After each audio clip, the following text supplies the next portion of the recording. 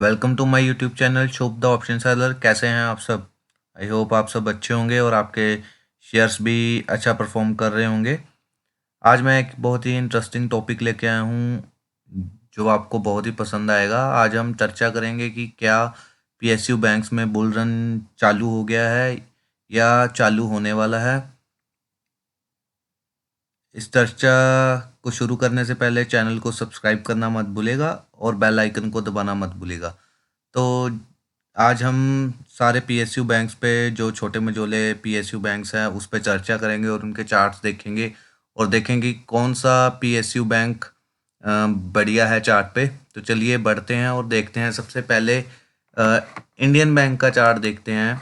ये देखिए Indian bank, जैसे कि आप मेरी स्क्रीन पे देख पा रहे हैं, ये फॉलिंग वेज चैनल में ट्रेड कर रहा था 2018 के आसपास। 2017 में इसने हाई बनाया था 411 के आसपास। उसके बाद से डाउन ट्रेंड में है कॉन्टिन्यूसली और इसने लो लगाया था जब ये लॉकडाउन हुआ था कोविड का 41 के आसपास। इसने 23 मार्च को लो लगाया था 41 का और उसके बाद से कॉन्टिन्यूसली ये स्टॉक रैली दे रहा है और अभी ये 153 पे पहुंच चुका है। ये सबसे बढ़िया चार्ट है। अगर हम पूरे पीएसयू बैंक्स में देखें, अगर हम फंडामेंटल भी चेक करें, तो सबसे जो इसकी पी रेशियो है ये 5 पी पे ट्रेड कर रहा है। बहुत ही सस्ता शेयर है ये और इसकी बुक वैल्यू भी अच्छी है और इसके फंडामेंटल भी बहुत अच्छे हैं। इसमें एक बहुत ही इंटरेस्टिंग पैटर्न बन रहा है। ये देखिए, एक तो इसने जो फॉलिंग वेज चैनल था जो कि 2017 से इस फॉलिंग वेज के चैनल में ट्रेड कर रहा था, उसका ब्रेकआउट दिया है इसने 100 के ऊपर और उसके बाद अभी ये कंसोलिडेट कर रहा है और कप एंड हैंडल बना रहा है, जैसे कि आप मेरी स्क्रीन पे देख पा रहे हैं। इसने कप एंड हैंडल का बहुत ही खूबसूरत पैटर्न बनाया हुआ है। ये देखिए, ये रहा इसका कप और ये रहा इसका हैंडल। तो जो इंडियन बैंक का पहला टारगेट बनेगा, तो हम कैलकुलेट कैसे करें कप एंड हैंडल का टारगेट। जो हैंडल का हाई है वो है 195 और जो हैंडल का लो है वो है 130 के आसपास। तो 195 माइनस 130 इज इक्वल टू 65। तो जैसे ही ये 195 के ऊपर निकलेगा तो जो हमारा पहला टारगेट बनेगा वो 260 270 का बनेगा। और जो कप का टारगेट है वो बहुत ही बड़ा टारगेट बन रहा है कप का। जैसे कि इसका हाई है 207 रुपये 50 पैसे का इसका हाई है, जो कप का हाई है। और जो लो है वो है 41 के आसपास, जो कि इसने मार्च में लगाया था।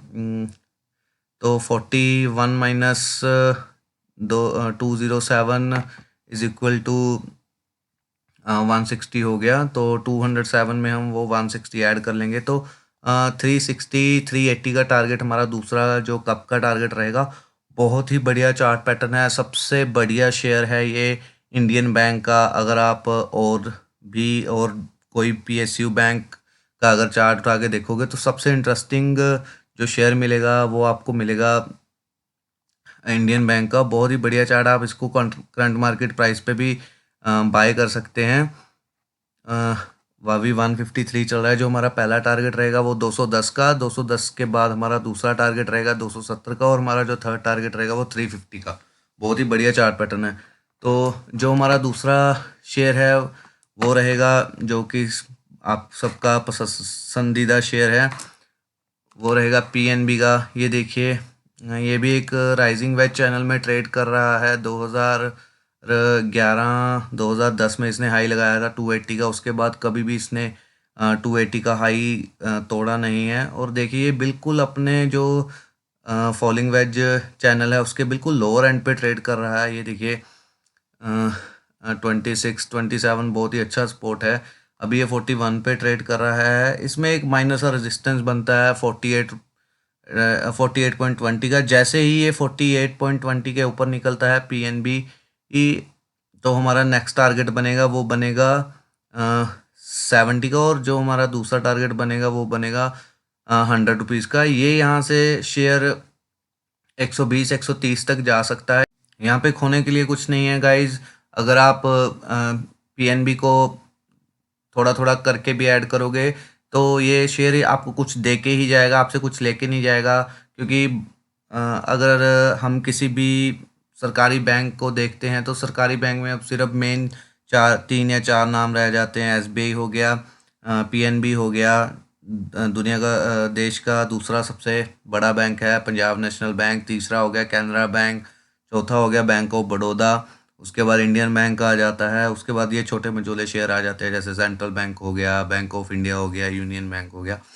तो यहाँ बहुत ही बढ़िया चार्ट पैटर्न है पीएनबी के भी, लेकिन जो बढ़िया चार्ट पैटर्न सबसे ज़्यादा है वो इंडियन बैंक के सबसे ज़्यादा, लेकिन यहाँ पे पीएनबी में कुछ खोने के लिए कुछ ज़्यादा नहीं है।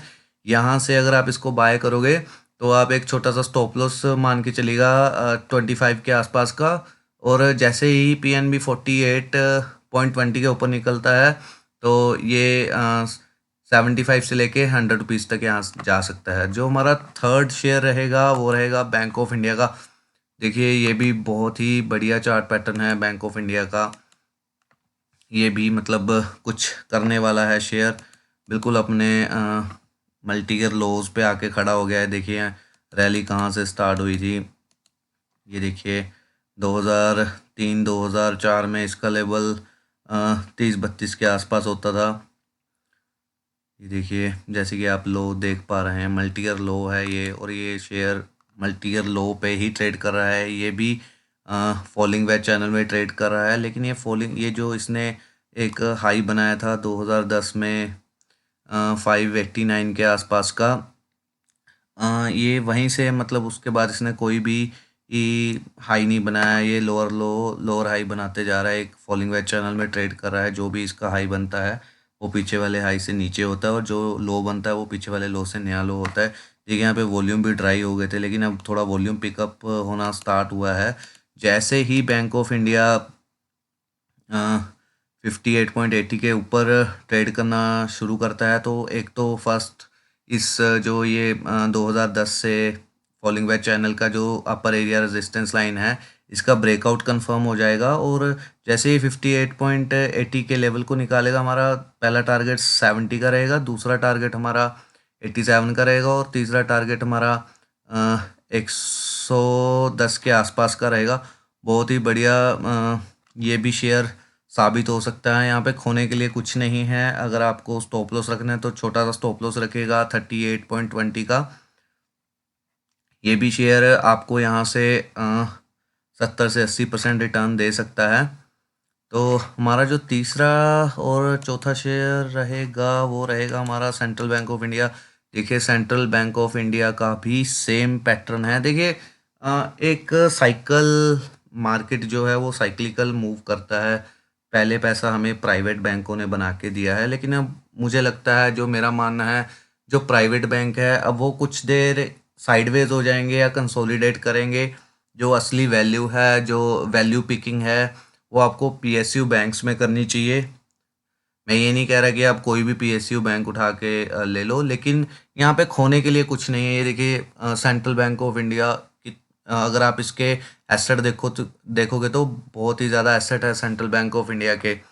और हाँ थोड़े फंडामेंटल थोड़े कमज़ोर हैं, लेकिन धीरे धीरे फंडामेंटल भी इम्प्रूव हो रहे हैं, एनपीए घटा रहे हैं बैंक। तो देखिए ये भी सेम स्टोरी है, सेम चार्ट पैटर्न है। इसने एक हाई लगाया था 2010 में 202 के आसपास, और उसके बाद से ये फॉलिंग वेज चैनल में ट्रेड कर रहा है, लोअर हाई बना रहा है। और इसी जो रेजिस्टेंस लाइन है, फॉलिंग वेज का जो रेजिस्टेंस लाइन है, उसी को रिस्पेक्ट देते हुए आज ये 21 रुपीज़ पे पहुंच चुका है। देखिए इसमें भी खोने के लिए कुछ नहीं है। इसमें भी एक कप एंड हैंडल का पैटर्न बन रहा है। अगर जैसे ही सेंट्रल बैंक ऑफ इंडिया 23.70 के ऊपर ट्रेड करना शुरू करेगा तो जो हमारा पहला टारगेट रहेगा वो 30 का रहेगा, और जो हमारा दूसरा टारगेट रहेगा वो रहेगा 37 का, और जो हमारा तीसरा टारगेट रहेगा वो 50 से 70 रुपये के आसपास रहेगा।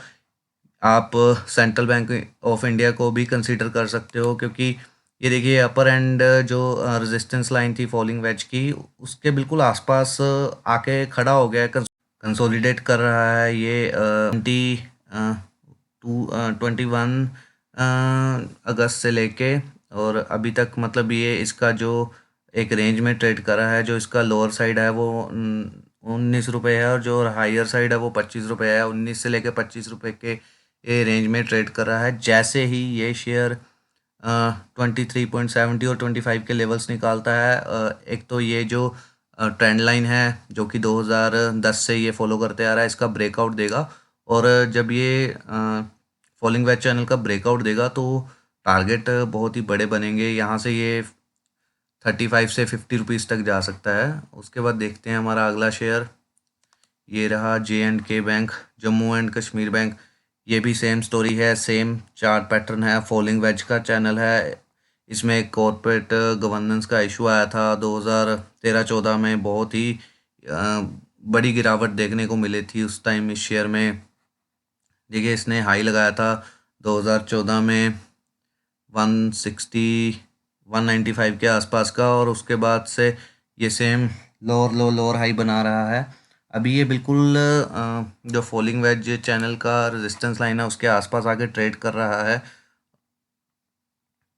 अगर ये J&K बैंक 48.30 के लेवल्स तोड़ देता है तो जो हमारा पहला टारगेट रहेगा वो रहेगा 65 का। अगर ये, और दूसरा टारगेट हमारा रहेगा 90 का, और तीसरा टारगेट हमारा रहेगा 110 120 का।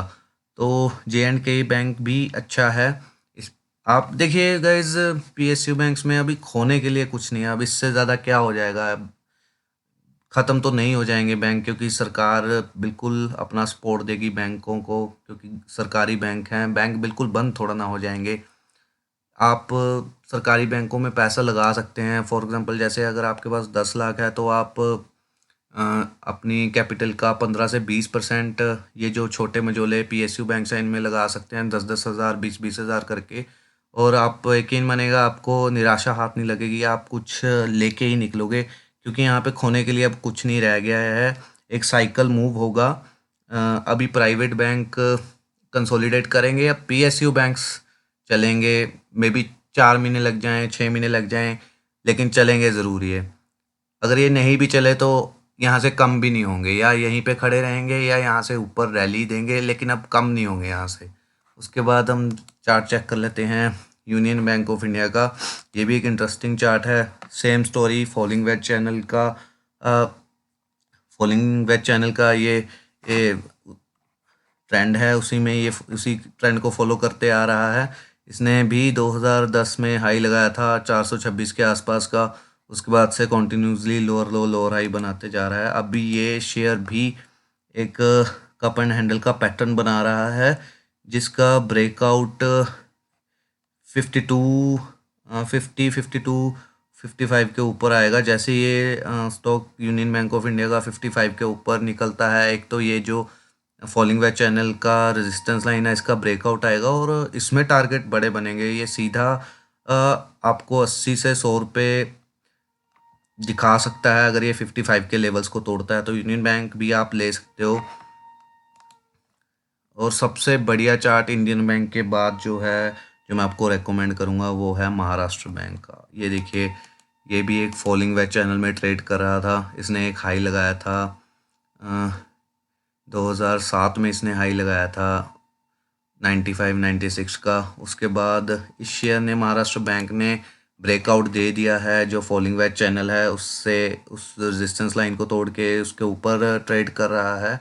ये शेयर भी एक रेंज में है, जो लो रेंज है वो 17 रुपये 20 पैसे, और जो अपर रेंज है वो 25 से 22 के आसपास है। जैसे ही महाराष्ट्र बैंक 22 और 23 के लेवल को तोड़ेगा तो हमारा जो अगला टारगेट बनेगा वो 30-32 का बनेगा, और एक इसका रेजिस्टेंस रहेगा 35 के आसपास। जैसे ये शेयर 30-32 के लेवल को निकालेगा, जो हमारा अगला टारगेट रहेगा वो 40 से 50 रुपये का रहेगा। बहुत ही अच्छा चार्ट पैटर्न है इंडियन बैंक के बाद। अगर किसी और सरकारी बैंक का है वो है महाराष्ट्र बैंक। हम यूको बैंक भी देख लेते हैं। हमारा अगला शेयर रहेगा वो रहेगा यूको बैंक का। देखिए यूको बैंक में भी सेम स्टोरी है। इसने एक हाई लगाया था 2010 में 150 160 के आसपास। उसके बाद ये लोअर लो लोअर हाई बनाते आ रहा है। देखिए भी फॉलिंग वेज चैनल में ट्रेड कर रहा है। एक ये कंसोलिडेट कर रहा है, ये रेंज में आ चुका है शेयर। देखिए 10 रुपये 75 पैसे नीचे में ये लो बनाता है, और ऊपर में जो इसका रेजिस्टेंस है वो 15 से लेके 16 रुपये के रेंज में है। जैसे ही ये शेयर 16 रुपये 35 पैसे 16 रुपये 70 पैसे के ऊपर निकलता है, तो जो हमारा अगला टारगेट बनता है वो यहाँ बनता है 25 रुपये का। 25 रुपये पे टफ रेजिस्टेंस है। 25 रुपये जैसे ही निकालेगा तो जो ये 2010 में इसने हाई लगाया था 160 का, उसके जो ये फॉलिंग वेज की रेजिस्टेंस लाइन है 12 साल की, इसके ऊपर क्लोजिंग देगा 25 के ऊपर। तो इसका जो नेक्स्ट टारगेट बनेगा वो 30 से 60 रुपये का बनेगा। यूको बैंक का भी, यूको बैंक भी अच्छा चार्ट पैटर्न बना रहा है। देखिए जो पीएसयू बैंक्स है वो सारे ही एक ही पैटर्न को फॉलो कर रहे हैं, सब फॉलिंग वेज चैनल में ट्रेड कर रहे हैं, और सब अब ब्रेकआउट देने की कगार पे खड़े हैं। आप पीएसयू बैंक्स को ज़रूर बाय कीजिएगा, एक छोटा अपना चंक रखिएगा। अगर आपके पास 20 लाख रुपए हैं या 10 लाख रुपए हैं, 10 लाख में से आप अपनी कैपिटल का 10 से 15% आप सरकारी बैंकों में लगा सकते हैं।